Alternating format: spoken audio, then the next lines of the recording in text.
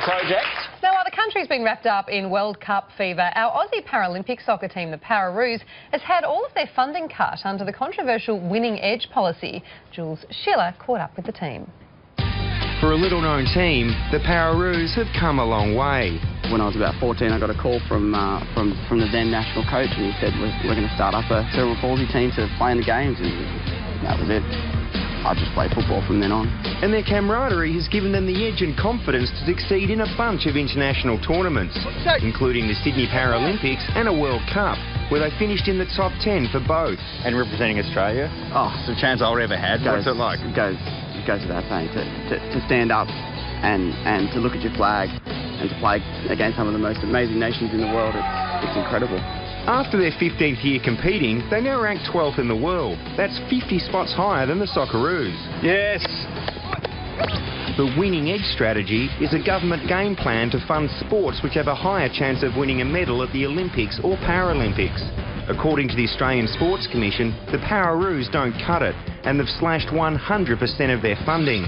We reviewed all of the sports that we invest in under the winning edge strategy, and unfortunately for para football, we didn't believe that there was enough evidence to suggest that in the first instance they could qualify for the Rio Paralympic Games. It's a decision that's gutted the team and left them uncertain about their future. I was completely shattered, but not just for me, for the younger players as well, who are striving to be a Pararoo. We've battled a lot of bias, and these guys are very strong, and we've battled on. I believe all of them have given up a lot to play for their country. Watching these guys train behind me and seeing the mateship and sense of pride they have in representing their country, you've got to ask, should the winning edge policy be the ultimate yardstick? Overall, able-bodied sports will receive nearly $700,000 more under winning edge, while Paralympic sports will get $230,000 less. Para-soccer and para-lifting are the only sports facing defunding. To reduce or remove funding in cases such as this, you know, are never enjoyable for us to do, but we think it's the right thing to do.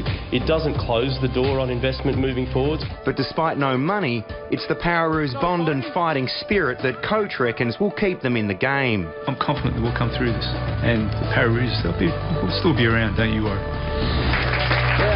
This is a tough one, actually, because I get the logic in fund the winners, but if you, according to that rule, you wouldn't fund soccer at all. And soccer is the largest, you know, huge grassroots sport for both boys and girls. So it needs to be funded. And they're 12th in the world. And we spend, I know, we spend a lot of money on sport. We could take it out of other areas and not cut from the para, I think. Yeah. They're certainly doing a lot better than the actual soccer team, which gets a lot of funding. Yeah. If you want to get behind the Pararoos, they've set up an online petition where you can go and show your support. All the details are on our website.